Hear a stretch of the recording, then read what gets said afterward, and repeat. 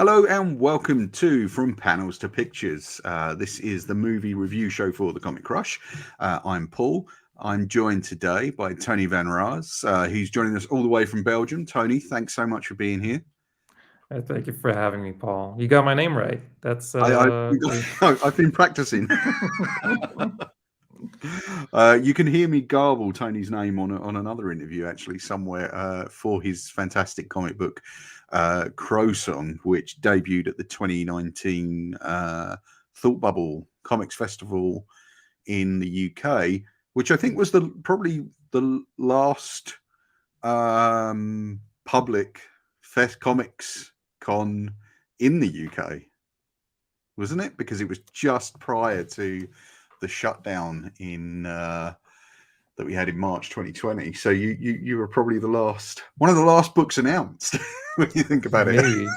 I don't know. It's hard to say. I feel like I've time traveled from the end of 2019 to the end of 2021 almost. So it's hard to say because I'm going to Brussels Comic Con tomorrow, and I'm kind of I'm not sure what that's going to feel like to walk the aisles and see so many people together. That's fantastic. I had no idea that was going on, actually. Yeah. It's 3 weekends of cons, actually, because Brussels Comic Con is this weekend, and then there's another big Comic Con here called Facts next weekend, and then the weekend after that is Thought Bubble 2021. So it's going to be it's non-stop con weekends. Which I hope to if you make your way down to London, I hope to catch up with you. I'll be in London like a couple days before Thought Bubble weekend. So fantastic!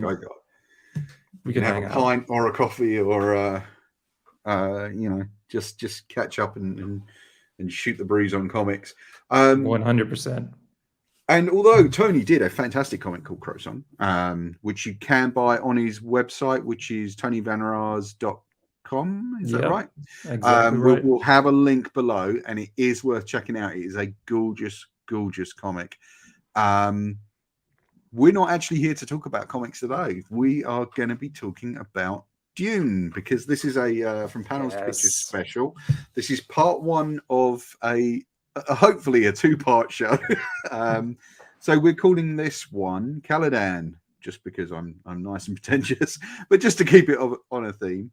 Part two, which will be called in Arrakis, will be in about a week's time from the date you're watching this, and that'll have Keith Isles, you all know from Home Media Minefield. He's coming on to also discuss Denis Villeneuve's version of the film, but to talk more as well about the original Lynch version. But Tony, we're going to try and concentrate today on the Villeneuve version, which I saw only recently. You've seen. Can you tell the audience, Tony, how many times have you seen this film now? I've seen it 4 times so far, but in my defense, like it's been out here in Europe for quite a while now, because I saw it at on the 11th of September at the Brussels Film Festival. So it opened here, I think, like a month and a half before it opened overseas in the UK and the US. For some reason, we kind of almost gone backwards with this film to the kind of staggered release date. It's so weird. It is kind of weird to see how flipped it is, because as a kid, I remember like movies opening here months after they opened in the US and the UK. And even with some of the Marvel movies, we get them a couple of days before they drop in the US.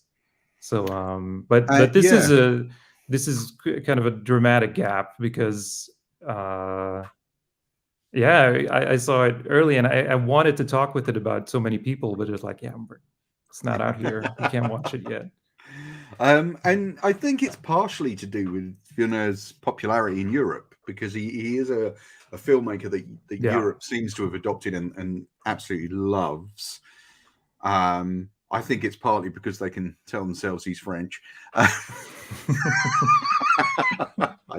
jesting. I'm just jesting. But you know, I think he's one of those filmmakers that displays, I guess, what you could call very European characteristics in his films. So they can be mildly ponderous, but in a good way. They seem to be more intellectual than even when he's working in, genres that are more traditionally kind of amped up and Americanized, if you like. So there is something I feel in that, and certainly this is no different. So I before we kind of get into the meat and potatoes of the film, you've read the book? Yes, many years ago, and Okay. I came to Dune because my parents loved the David Lynch version Oh, so right. much, Okay. because there's still like from time to time we still quote like Alia Atreides at the end of the original Dune version when she's like, "How can this be? For he is the Kwisatz Haderach." That's something me and my parents sort of yell at each other sometimes. So I can just see them saying that on your birthday every year.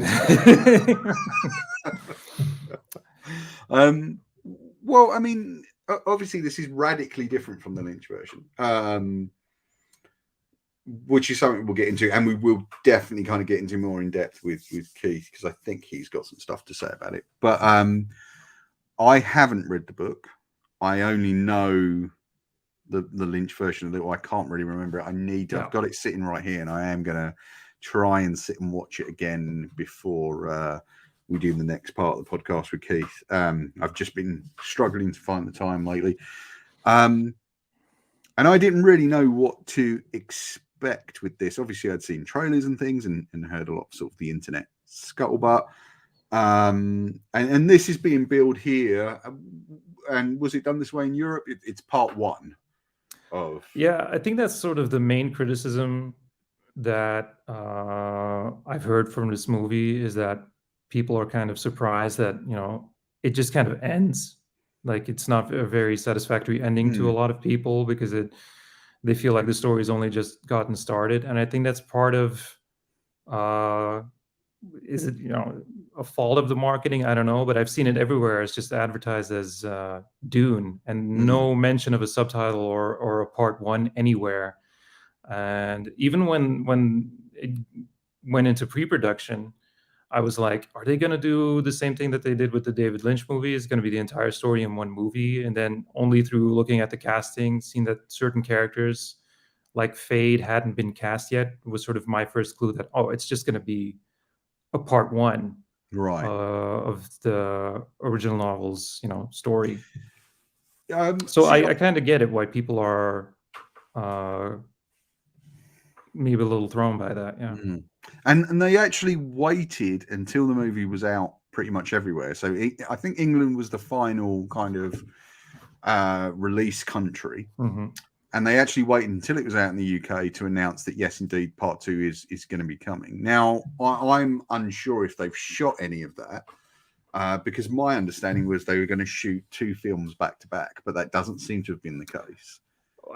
That's one of the reasons why I like the ending. I do feel like it completes kind of an arc there, but knowing that the sequel hadn't been officially greenlit yet, it feels kind of like when you saw the ending of Fellowship, the first Lord of the Rings movie, or even one of the Matrix sequels. You knew that, oh, the next part is gonna come out in 6 months from now, or it's confirmed that it's going to be next year. And with this one, it was like, oh, this is a huge open ending, and we're not even sure if there's going to be a follow-up. And I mean, bold move on the part of Villeneuve to sort of and the studio to sort of say, like, let's end it here,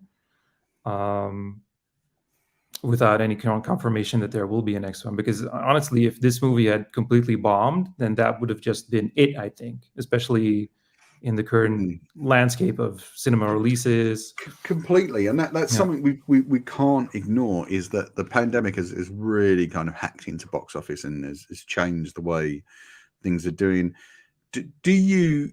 How do you feel about the argument for releasing the film simultaneously on home viewing? I mean, I have very particular feelings about it. which is kind of, I think it goes against the grain of what everyone else seems to think, but that's fine. How do you feel about it? I think it depends on the context. I think streaming offers a lot of opportunity for people for that,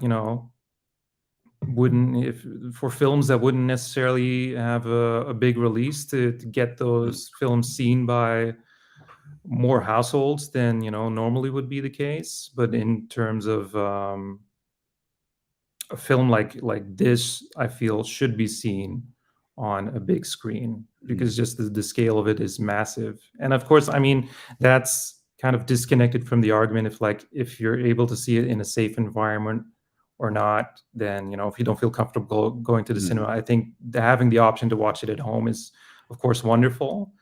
But I think in terms of this being a huge studio, like a massive production, a movie like this kind of asks to be seen on a huge IMAX screen or like a really nice theater with like pristine image quality and pristine sound. So I think context of the kind of movie that we're talking about is very important here. I think like my feelings on it, just to put this in context, I went to see this film at the IMAX at Cineworld in Leicester Square. I was invited to a BAFTA screening by a friend of mine who was a BAFTA member. I was very lucky to get a sort of free ticket there, and I just want to give him a shout out. That is my friend Keith, who's coming on the show in about a week or so, who the audience knows quite well. He's done a lot of podcasts and things with me. So Keith, thank you for that. I felt really lucky to be able to see it on a screen that big. It's a lovely screen. I used to work in that cinema indeed, and I was there when they first put the IMAX screen in. And it's such a lovely big screen. So I really enjoyed seeing it there. However, I am a big advocate now for, and I will admit a complete selfishness in saying this, I'm a big advocate now for simultaneous or near simultaneous home release. Partly because of the health implications, although, as we discussed privately between us earlier, no COVID case, as far as I know, has been traced back to a cinema in the UK. I don't know how it is in Europe or the US. And I feel that cinemas are doing everything they can in terms of social distancing. And in fact, that was very much in effect at the screening I went to see. However, I mean, I'll give you an example. I went to see Bond quite late because I had been sick with just like a heavy cold, but didn't want to go to a cinema and then make other people sick. So I opted not to see Bond. And it would have been lovely to be able to just kind of buy that at home and pay the money and see it there and still get the necessary things done that I needed to do, like the reviews and things. But I couldn't do that because there was no simultaneous release. However, I understand the push for the cinema experience. I fall on one side of the argument, which is, maybe start considering a closer home release for all these movies now at a more reasonable cost. But at the same time, you've got to protect that industry. Well, that's the thing. What do you do?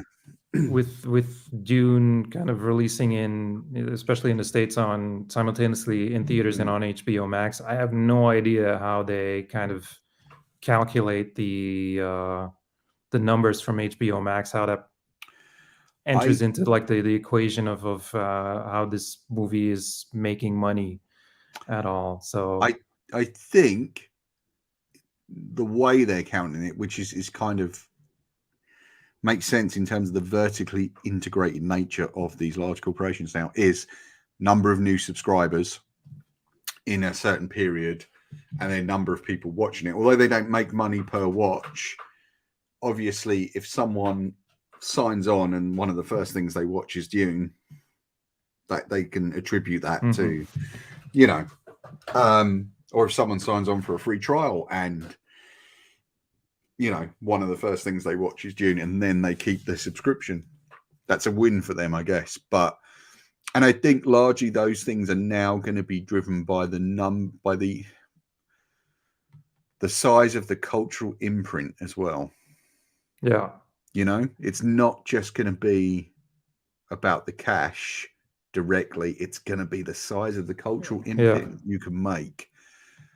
I think, and keep people conversing about your movie, So I think that Dune's really taken off in that regard, because the number of memes that I've come across, because let's be honest, Dune has always kind of been a very, like, it's one of the classic sci-fi stories. It predates Star Wars. It's at the basis of like a lot of pop culture. It's kind of disseminated into pop culture, but it's always it's always been this kind of a niche thing, and it feels kind of like exciting, but also jarring in a way to see it being discovered or kind of accepted by a mainstream or more mainstream audience this time around.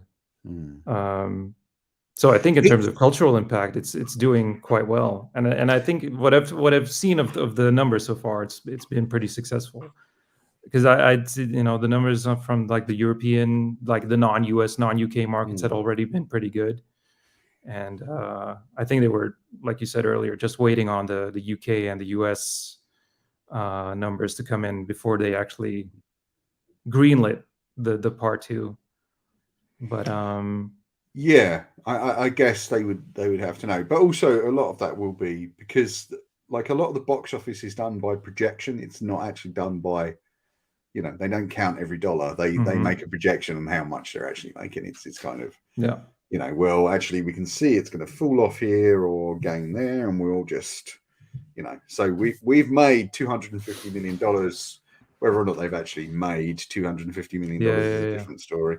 And especially when you come to a film like this, which is already costing a stonking amount of money to create.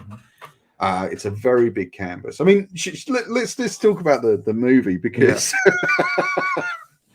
we're all about money. We're all about where all the money went. But this is because we were talking a little bit before we started recording about the book, and you haven't read the book. And this is something I'm really interested in, because I'm so biased, as I've read the book, I've watched the David Lynch version, I've watched the sci-fi TV miniseries. Right. So I'm watching this movie, and I'm seeing like a ton of elements that I recognize from the other versions, from the book. But I'm wondering, as someone, you haven't read the book, how intelligible and accessible that you found, like the world building and the story. Extremely, and this is one of the things that I found very interesting about the film, is that like a lot of good sci-fi / fantasy, although this does lean more to the hard sci-fi end of things, it definitely isn't Star Wars, despite the fact that there are antecedents and descendants there that we could discuss. Is that it creates its own very unique lexicon. Steel suits, the Kwisatz Haderach, if I'm saying that correctly, Bene Gesserit, it has a unique language. But I think for two things. One, that language is largely rooted in Arabic sounds. To my ear, I could be wrong. I'm happy for anyone in the comments to kind of talk more about that. If you want to drop us a comment and tell us where you feel this language comes from, or where this language comes from. The thing that I found most impressive is, I think one of the strengths of the screenplay as well, is that it was very good at kind of balancing the necessary exposition. Like you said, like, they explain what the Bene Gesserit is. They explain the nature of like the power dynamics in this world, and it was sort of, but there's a ton of stuff there, like the introduction of Thufir Hawat, Piter de Vries. Those are characters who are mentats. And as a book reader, or somebody who's familiar with the world of Dune, is like, I thought that was a great representation of what mentats are, but they never really go into details. And I thought it was like a very nice balance there of they explain like the really necessary elements of the world that makes this story intelligible. But on top of that, they did a very good job of really faithfully showing other elements without necessarily over explaining what they are. But as a book reader or somebody who's familiar with like the Dune world, it was very cool to see that they did took a lot of care in putting that world on screen faithfully, without beating you over the head with every minute detail, which is kind of the thing that made the David Lynch version so hard to digest, because that movie starts off with like Virginia Madsen with like a 5-minute monologue about like this is everything that's going on before even the narrative is kicked off. Well, yeah, and some interesting things there.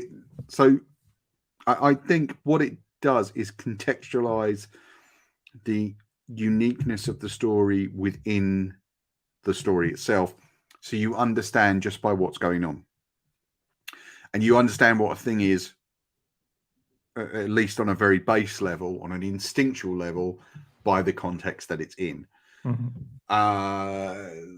The other thing is, of course, the opening monologue is now given to Chani, who is played by Zendaya, who we only see really briefly in this film. I understand we're going to see more in the next one, who's one of the Fremen. And that instantly resets the context of the story from being one of aristocracy to being one of the working class, in a way. I think that goes to show like there's many instances in this movie where I think Villeneuve has a more comprehensive grasp of the original text than the David Lynch version, I think. Because I think one of the main criticisms that Frank Herbert, like the original author, kind of levied at the David Lynch version is that it really is kind of portraying Paul to be this all good Messiah figure, whereas I think one of the main themes of the Dune novels is like, beware of heroes, beware of these charismatic leaders, because they are prone to real atrocities. And spoilers for like this 50-year-old book series, but Paul, becomes a monster, and he kind of unleashes like a lot of atrocities in this universe. And I think it says a lot where, Zendaya's opening narration ends with, who will our next oppressors be? And then it cuts to Paul. And I think that's, there's like a lot of meaning kind of communicated in stuff like that. And I think Villeneuve has a very good grasp on like the original themes of the novels. Yeah, and again, which I've not read, so I didn't know that about Paul, but I'm now, even more interested to see what they do with the second film. It's kind of it's very well kind of foreshadowed, because I feel there's elements of Dune Messiah, like the second book, already kind of interspersed into this one, when Paul is having like the spice vision when he's together with Rebecca Ferguson in the tent. That vision that he has of him and Zendaya overlooking the Fedaykin, like this Fremen warriors kind of waging war on different planets. Those are elements that come into play in the second book, right? So I think that's what I meant with like, I think Villeneuve and John Spates, the screenwriters, have a very good comprehensive view of this story. And I really beyond the confines of the first book. I wouldn't be surprised if they've written beyond the first story. Yeah. Like if there isn't at least a very distinct outline for, part 2 and even 3 already. If only the Star Wars films had done the same thing. Eh?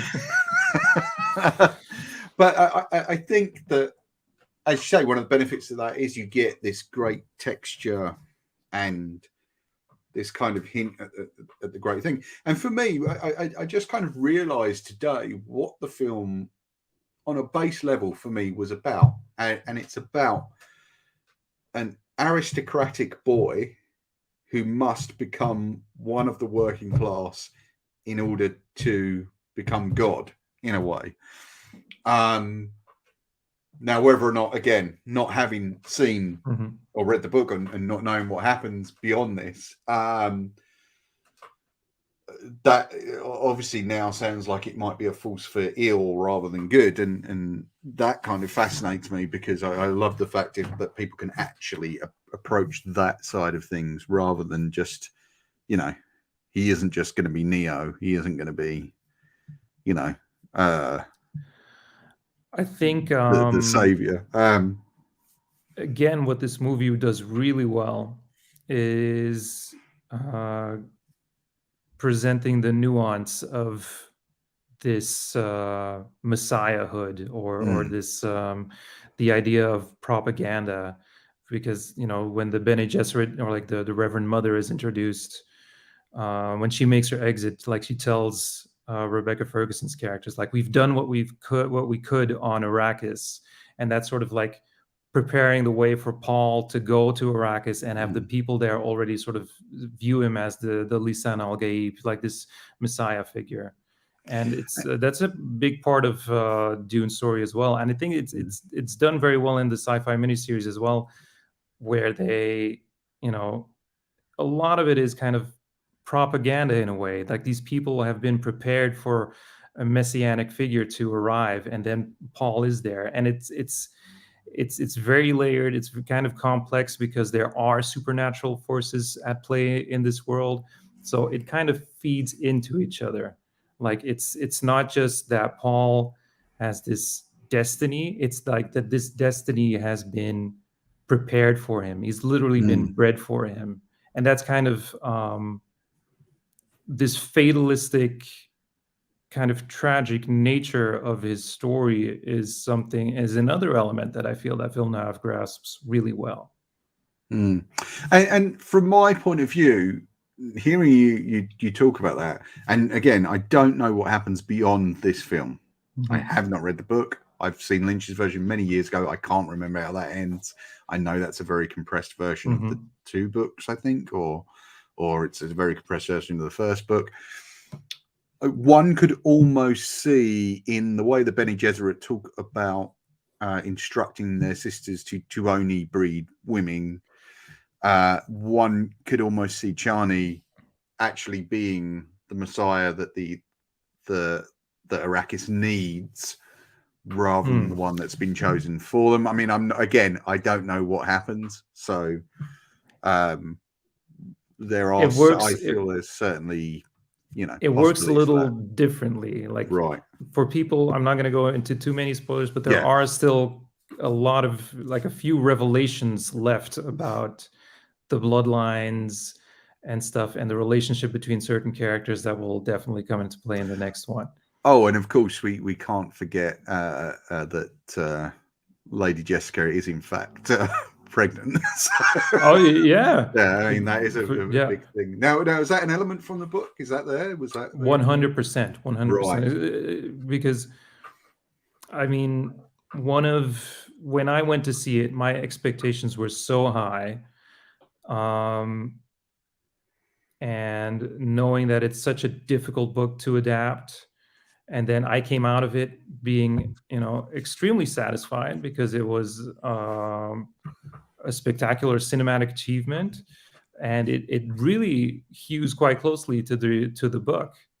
So I really, it's I think it's achievement in the fact that it is a faithful telling of the original story, and at the same time, it is also clearly a Denis Villeneuve movie.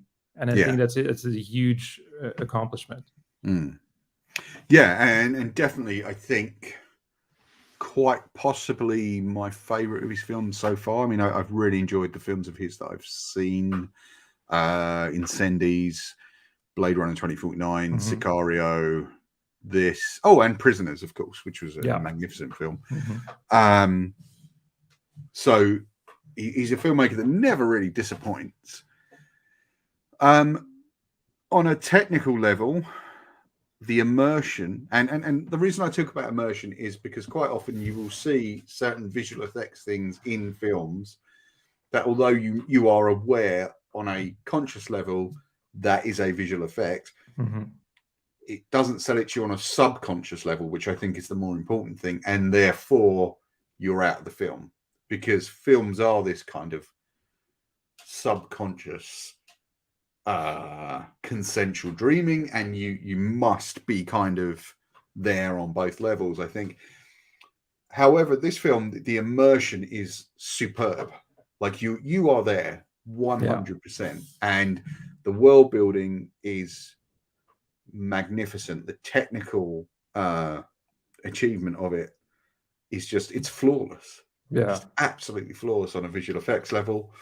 And I was kind of really blown away by that. Like, just genuinely kind of in awe of what they did.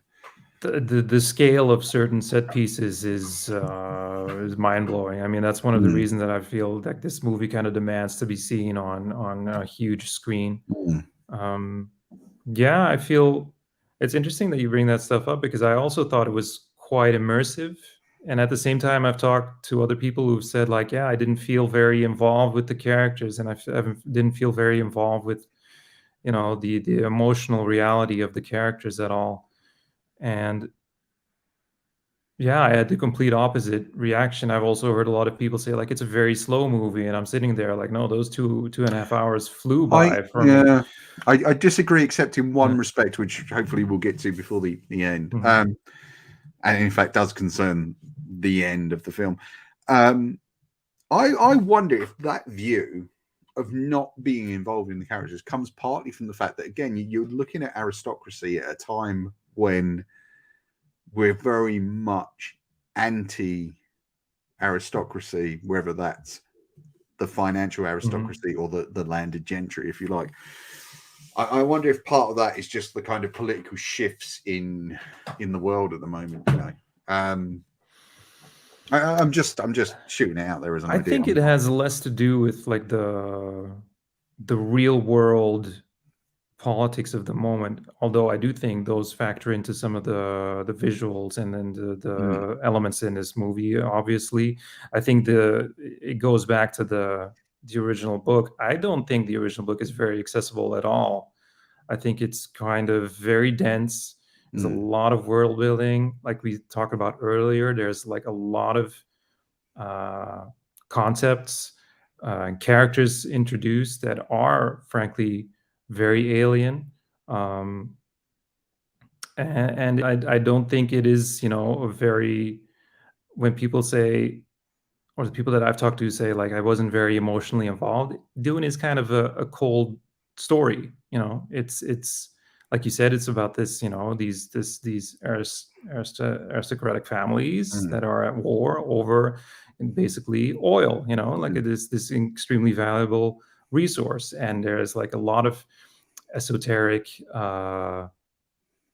imagery and text involved, and it's not very accessible. So I think that also contributes to the fact that it's kind of been this niche thing for a long time, because it's not as emotionally involving as Star Wars, for instance, or these other big sci-fi franchise stories. And of course, all these other stories have pulled from it in a lot of ways. 100% for sure, because it is it is so rich in ideas that I think it has been, like a very fruitful ground to sort of pick little elements from and expand on them in other properties. And I mean, it kind of, I worried it might go the way of John Carter of Mars, or John Carter as it was called, because that, when you watch it, is a perfectly fine adventure film with fantastic world building, and it's perfectly enjoyable. Yeah, I mean, it could have done with a little more, I don't know, esoteric whatever kind of being blended in there to really Yeah. sell it. However, in watching that film, you're also looking at all the things that have pulled from it since the year it came out, which, you know, was, I Yeah. think, I don't know how old that book was, maybe, Is it like you know, 30s? Like yeah, Edgar Rice I think it's, Burroughs is, yeah. yeah, maybe even before that. Like, Yeah. it's kind of, I did worry that was going to be an issue, but for me, it Mhm. really wasn't. Dune felt like its own thing, and yeah, you can see elements of this and that, and you know, and of course, then all the Christ-like elements that things like the Matrix have then pulled out further. And sure, but I didn't care because I was just enjoying it so much. I think that's, you know, it's greater than the sum of its parts in certain ways. I think the like I said earlier, the scale is just massive, but also the production design is wonderful. The costuming is great. Even though in my mind's eye, when I read the book, the certain depictions, I feel there's stuff in the David Lynch movie, and especially like the sci-fi miniseries, that I feel are more in line with the original book. I feel this one is kind of austere.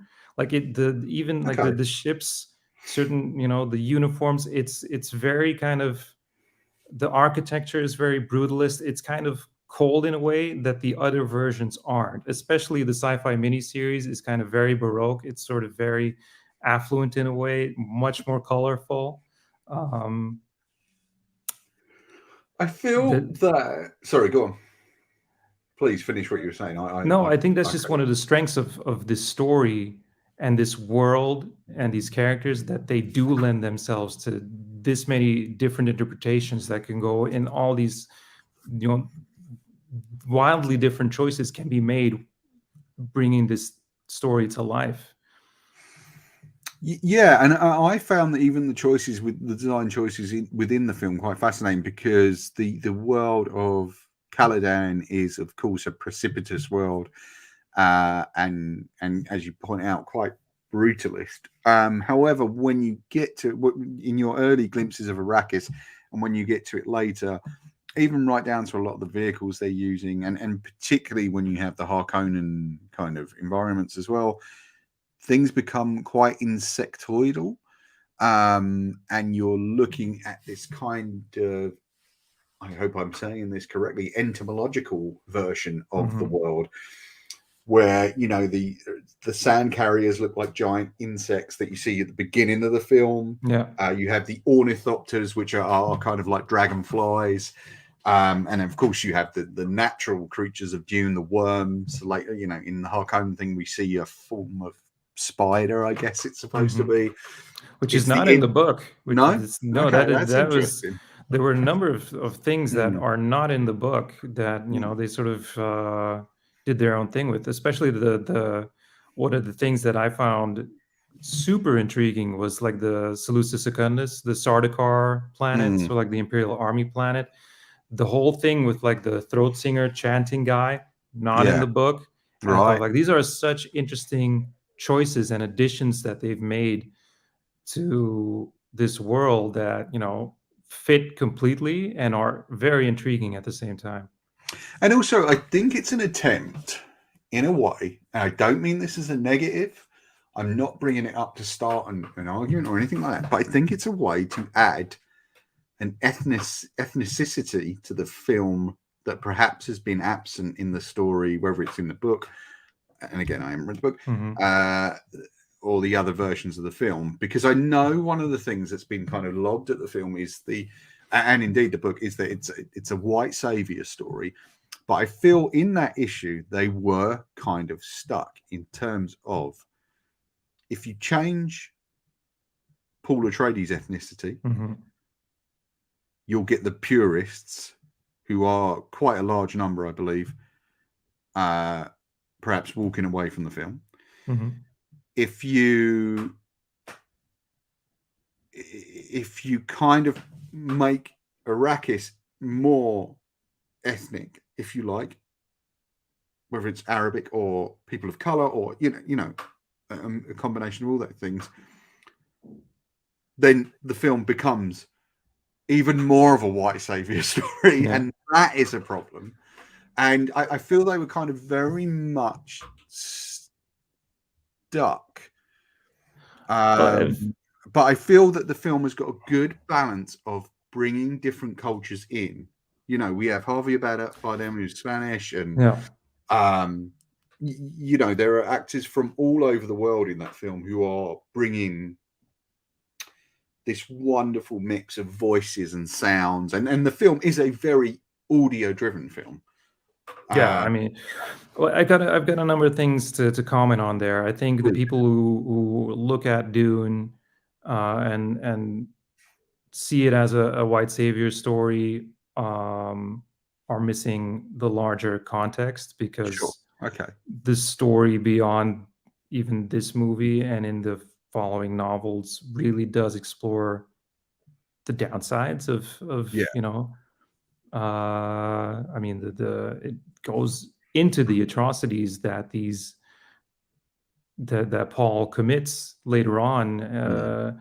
So it's much more nuanced than that, and you can, if knowing what happens later in the story, I can see elements in this film that makes me see that the filmmakers and the storytellers are aware of that broader nuance. Like, it's not a white savior story. It's set up that way. Yeah, it's set up that way, but it doesn't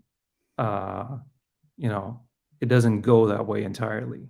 And as for the diversity that's on display in this movie, I think there's you mentioned it earlier when we were talking, that a lot of the elements of Arrakis and the terminology is based on Arabic. And the Fremen are for sure in the original text totally influenced by Arabic elements.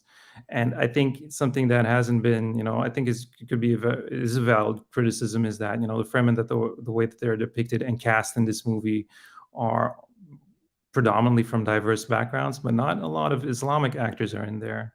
And I feel like that's something that hasn't really been discussed a lot. And I feel that's an entire, different discussion that you could go into. But yeah, for sure. And I don't have any answers. Do you know what I mean? I'm not. No, for sure. I mean, 46-year-old white guy going, well, I know, because I don't. Yeah, I mean, it's just interesting that in the Lynch version, the Fremen were predominantly all white actors. Yeah. And even in the sci-fi, like the 2000 miniseries, the Fremen were again predominantly white actors, and like Eastern European white actors in there. And so I do feel that it's they made better casting choices this time around, but it's still weird to see, like, the original text is so clearly that the Arabic influence is there, that they don't completely go that way.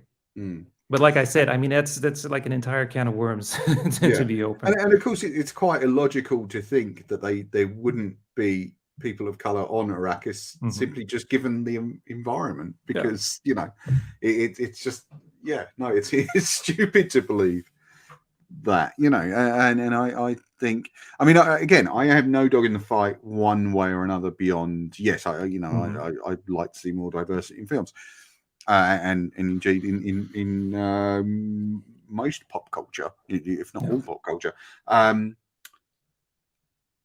So I have no kind of leaning one way or another.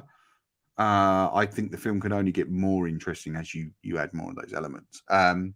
But I didn't have a problem with it looking at this film. I felt that, actually, I think it's actually very well cast, and 100%. I mean, this is just like, in the broader cultural sense, it's just an ongoing discussion, and I think that's something that we're constantly gonna have to be getting better at.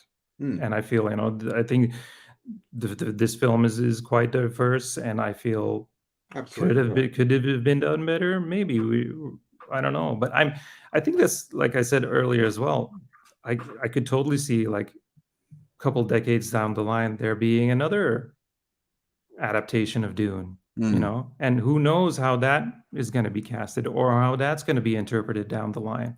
Yeah, and also, I mean, there is a lot of. I mean, like the first thing I thought as the film opens, what you hear first is Hans Zimmer's music before you see anything. Yeah. And as the legendary symbol is coming up, you hear these kind of drums and things. And the first thing I thought is, this is feudal Japan almost. Like, do you know what I mean? This sound is like taiko drums, and it's kind of, if I'm getting that right, in that they're from that part of the world. I hope I am. Sorry if I'm not. But that's the first thing I thought, and I've listened to some of the music apart from the film because I'm a big kind of soundtrack geek, and I didn't get that sense from the album. But totally, once the film began, it's just like, yes, hold on, these are like feudal houses of Japan and things. So it is drawing a ton of stuff and putting that all into the blender and kind of putting it out in this way. I mean, looking at I was completely bowled over by the way the Harkonnens were represented. Stellan Skarsgård was absolutely disgusting, revolting in every way. The type of person you would not like to be in a room with. Yeah, and he doesn't have that much screen time. I feel like, and even with that little screen time that he had, he's like, it's just hard to look at him sometimes. And so much so that I actually felt like people like, obviously Zendaya, but also Batista was you know. I love that he's become this like wonderfully charismatic character actor now. Like this hulking man, and every time I see him, like, Dave's here, because he's gonna be. But I always think that was the way he was going to go, because he has said from the very beginning that in himself he is actually quite shy in real life, and I actually think he is very interested in acting. Whereas, with all due respect, I look at The Rock, and The Rock doesn't look like someone who's interested in acting. Yeah. He looks like he's interested in being The Rock, which is perfectly fine. I love those movies. I go see them. I enjoy them. But I that's a person who's interested in being a movie star. That's a person who's interested in being an actor. For sure. I loved Jason Momoa in this as well. I just it's just, this guy just has to be himself. He can just be himself in every movie, and that's not to say that he doesn't. No, look, being yourself on camera is an entire separate skill. Like, people change when cameras are turned on them, and it's not easy to just sort of, okay, I'm just gonna be who I am. I'm gonna be super charismatic, and it helps that the character of Duncan Idaho kind of lines up with his personality. I mean, for one thing, how many times have we all looked at movies and looked at the casting before we've seen a foot of film and gone, no, I don't buy it. I don't buy that. That's that. And you're absolutely right. And of course, there is this great thing I remember Gabriel Byrne saying years ago, which was, there are several schools of acting. He said one school is, to bury yourself in physicality and put on fake noses and do all this and do all that.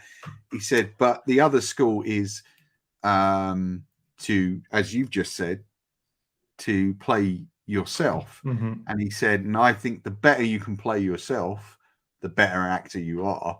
And I certainly think that's true of someone like Momoa. And indeed, like Timothy, obviously there's lots of ways to say this. Timothy Chalamet is very good as Paul. Like, I really liked his performance. I really liked Oscar Isaac as Duke Leto. There was all stellar, no weak link anywhere in this cast. It was it was wonderful to see. Javier Bardem, Zendaya was great in a sort of far too small a role. Rebecca Ferguson in particular, because the film very much is taken from the women's point of view. Quite a lot of the time, and I think this is something new that they have kind of swung the script around to, which is adding in this kind of more dominant female view, which is great. And that is kind of perfectly embodied by Lady Jessica in Rebecca Ferguson, who is, I think, you know, that was another criticism that I've seen a couple of times now, that Rebecca Ferguson's character in the book is, you know, I mean, the Bene Gesserit in the book are these elite figures, you know, they're in total control, fighting skills, this ability with the voice to influence people. And Jessica in the book has this kind of steely demeanor. And in this movie, you see her get quite emotional at times. I think that's another sort of, that's something that they had to do, because the book, there's a lot of inner monologue, and in the book you see that Jessica is quite worried or distressed at times. She just doesn't show it. And I think they found a very good way. I thought it was very believable. I thought that was a very, you know, good way into the character, to sort of see that when she's alone, she sort of has to recompose herself. And I think she did a wonderful job. I think that was a very, you know, interesting, compelling, layered performance there. Because when, I think there's a sequence in there where she, after the scene where the spice harvester gets eaten by the worm, Paul is examined by Dr. Yui, and Jessica confronts him about like the visions that he's had, and Paul says, "I know that you're pregnant." And then she goes to Duke Leto, and like she's completely distraught on her walk over to Duke Leto's chambers, and then when she enters the room with him, she's completely composed herself again. I think that was just such, you know, a good way of showing the inner emotionality of that character, or like the thought processes that are going on there. Isn't there? Can you help me out? I've heard, but I'm not sure if it's right. Isn't there like a quasi incestuous nature to Paul and Jessica's relationship in the book? Not that I. Am I wrong? I thought I'd read somewhere that there is actually quite a there's a sort of frisson between them, because there was a weird moment in this, you know, where they're on the, you know, when they're in they're on Arrakis and they're fleeing, and they have to put the still suits on. Yeah, and there's like a glance between, and that was quite odd, and I didn't understand what that glance meant. But I thought I'd read. Sorry to bring it up. It was a moment that struck me as weird, and I'm sure I remember reading there was something in the book that lends towards the fact that they might have had a sort of quasi. There's nothing explicit in there that I can remember, right? But I thought that's a moment that stuck out to me as well, and I think that's something. Another thing that this movie does quite well is sort of not necessarily spoon feeding you everything about the relationships that these characters have, the abilities that some of these characters have. Like, it just gives you enough, but it also just doesn't really hold your hand the whole way through. Sure, that's what I really enjoyed about this film as well. Because I mean, it absolutely doesn't. It lets you find it rather than leading you, which is interesting, especially for modern storytelling. Yeah, coming from a major American studio, you know. But not something I think we should necessarily be surprised at coming from Villeneuve, you know. I mean, my only issue with the film was structurally towards the end. I felt, and obviously, folks, we've done spoilers throughout the movie, and when I post this out on social media, I will post the fact that this is a spoilerific show.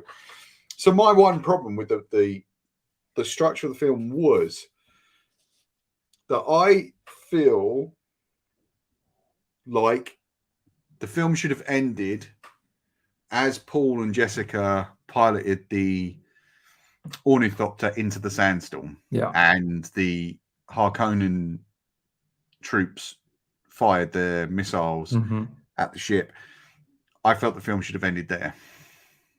Because as much as there is this enormous component of people like yourself who've read the book, there's an enormous component of people like me that haven't. And I felt that a real major cliffhanger was necessary there. And then to move all that stuff we saw at the end of the film to the beginning of the next one would have been, I think, more enriching story-wise. However, what's your view on that? I get it.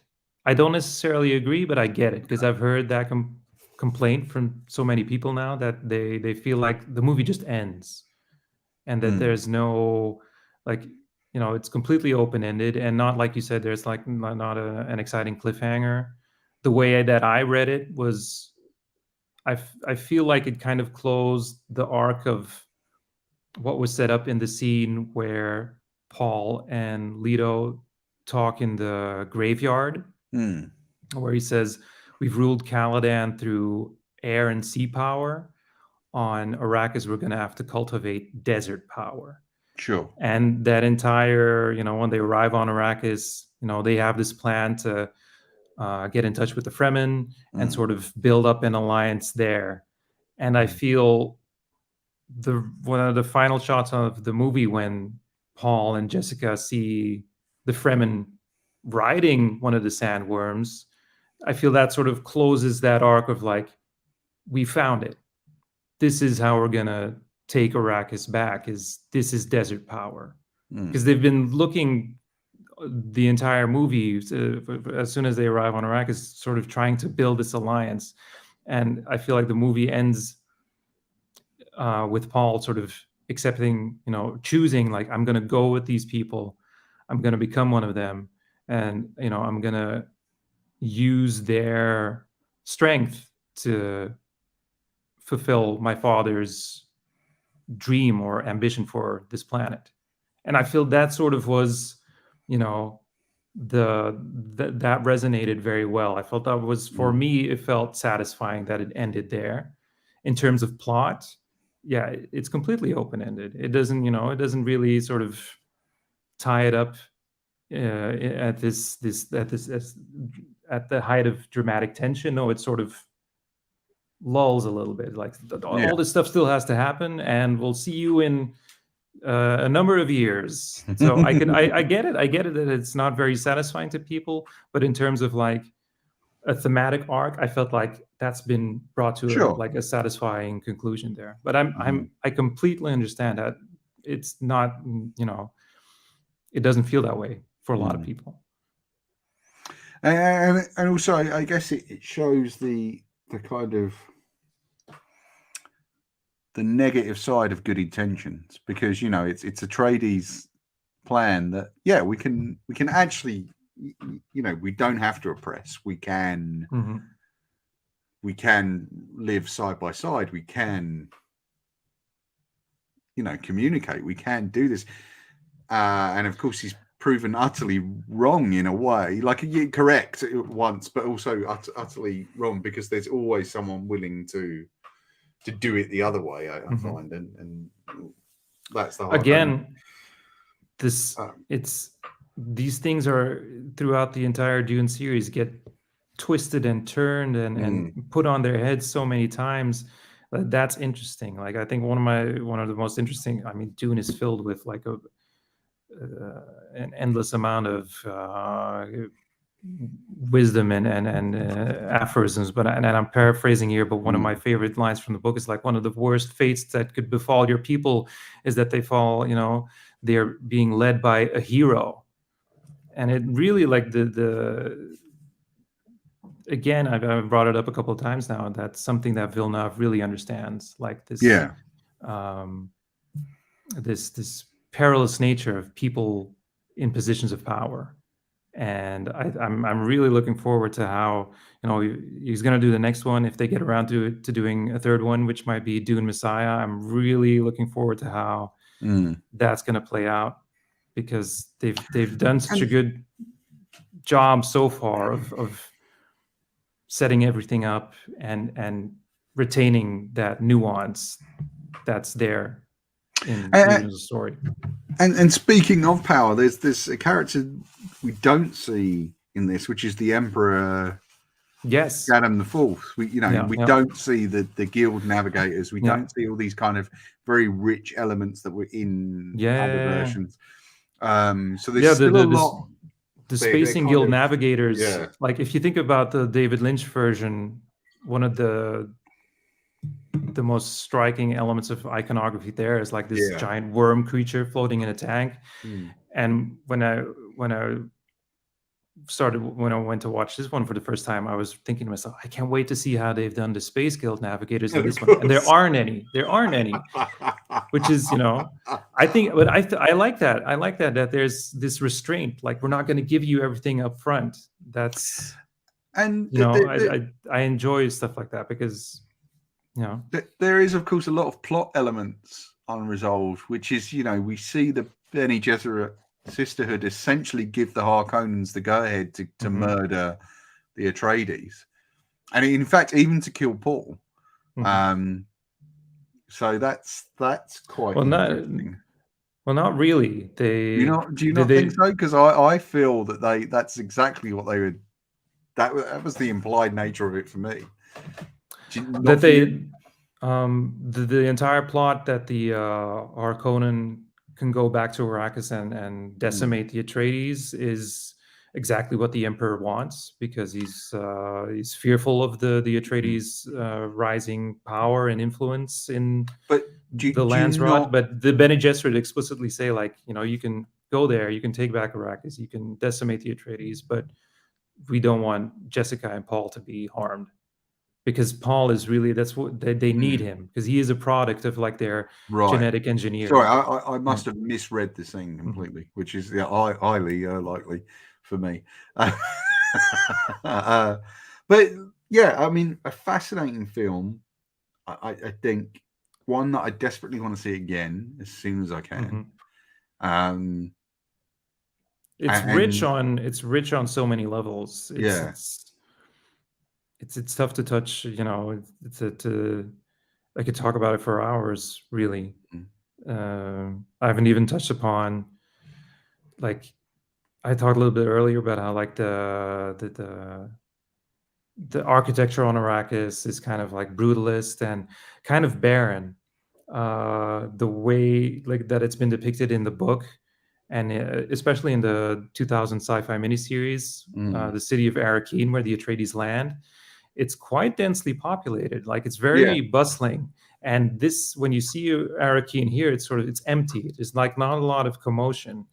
And I feel that was an explicit choice on Villeneuve's part to sort of say, like, this is not a place of life. Like, death is waiting for this, for the Atreides here. And I think that's just, again, another testament to the richness of this world and this story, that in adapting it, people can make wildly different choices,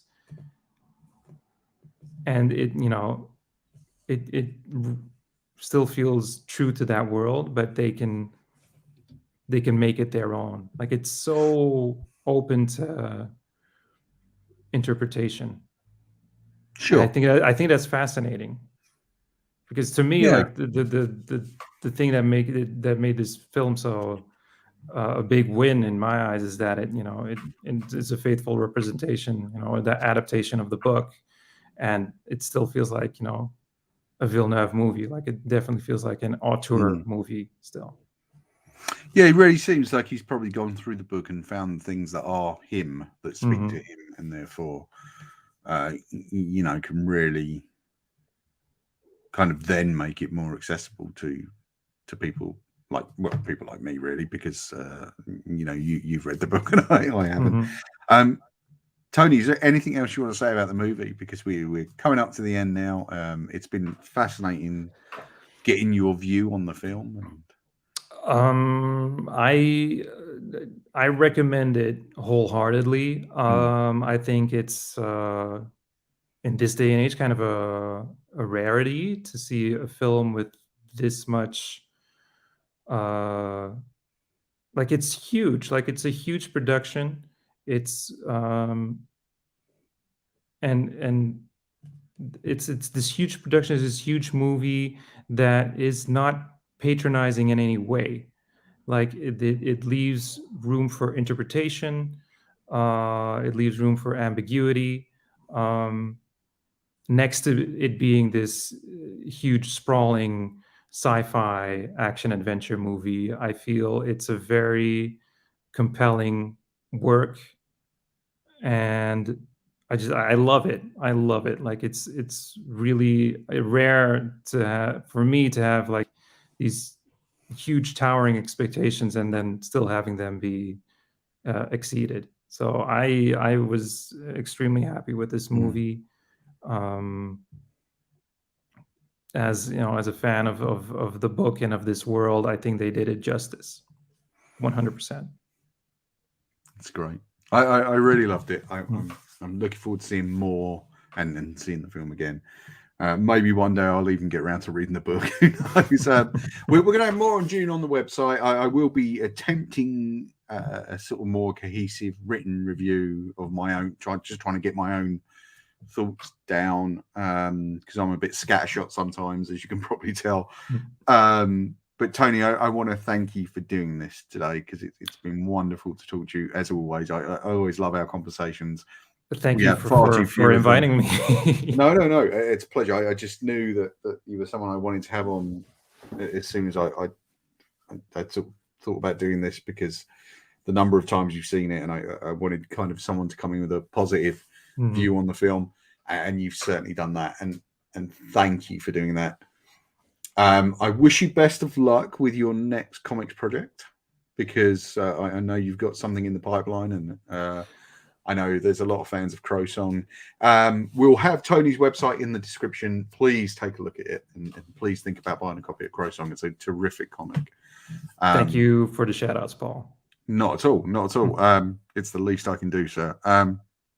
And hopefully we'll catch up in London. We'll have a proper kind of conversation. I'm really looking forward to it. I mean, it's been close to 2 years now. I think we're, that pint is due. That pint of Guinness is due. I'd love to. I would love to. I don't get to see people that much these days, but I'd love to catch up with you, because it was such a pleasure seeing you back for the release of Crow Song, which I think was the last time we got to meet in person, right? I don't think you've been back since then, and I'm sure you'll have a lot of fun seeing everyone at Thought Bubble. I know we've got a lot of mutual friends and acquaintances that you're dying to see, and I wish you all the best for. It's going to be surreal, and hopefully, I mean, God, it is like as we were talking about at the beginning. I went back to MCM last week, and that was weird. It was lovely. But weird. No, I've had the same experience here, where when things started opening up again a couple of months ago now, then it sort of feels surreal and familiar at the same time. Right. And I wonder how it's going to feel to see all my friends from the UK again at a UK con. I'm really looking forward to it, but it's going to be a little strange. But I've been waiting for it, because I love Thought Bubble, and I can't wait. I've never been. I mean, I've talked a lot to Gemma in the last year or so, who works down at Traveling Man. He's part, very much part of Thought Bubble. So I'd love to see Gemma in person, because we've never actually physically met. I was lucky enough to see a couple of our mutual friends, Rebecca and Fee, just recently, just last weekend, I think, or early in the week. I can't remember what day. I'm so confused about what day it is now. But we'll talk some more soon. I want to thank you again. Thanks for coming on. It was lovely, guys. Paul. Thank you. For all the viewers out there, you can follow Tony on Twitter at Tony VNRS. Sorry. Yeah. I should know this, because he's one of my pals. We follow each other. You can follow me at The Comic Crush, says right there, or at Comic Crush Paul. You can follow Instagram at The Comic Crush. And of course, do click on the link for the website. There's loads of stuff about comics and films on the website. I'm adding more and more every day. There is the web store if you want to help me out, because every comic you buy helps me keep everything going. And of course, the Patreon. Please take a look at that if you feel inclined. I'd love to have you guys on board to see some of the bonus material there. And hopefully we'll be back for part 2, which will be calling Arrakis, which should be about 7 days after you see this. That's the plan anyway. It's a very full month, November, of podcasts, and it's all kind of ladled at the front, unfortunately. So we're doing the best we can. And of course, the regular comic show, Crushing Comics, with Liz Jordan, roughly every Thursday or Friday. So drop on and see that. There's a new episode on there right now, which is our Halloween special. And of course, episode 11 will be on in a couple of days from this. Tony, I'm not going to keep you anymore. Thank you so much for coming on. Thank you for having me, Paul. And I look forward to having you back to talk about comics sometime soon. Absolutely.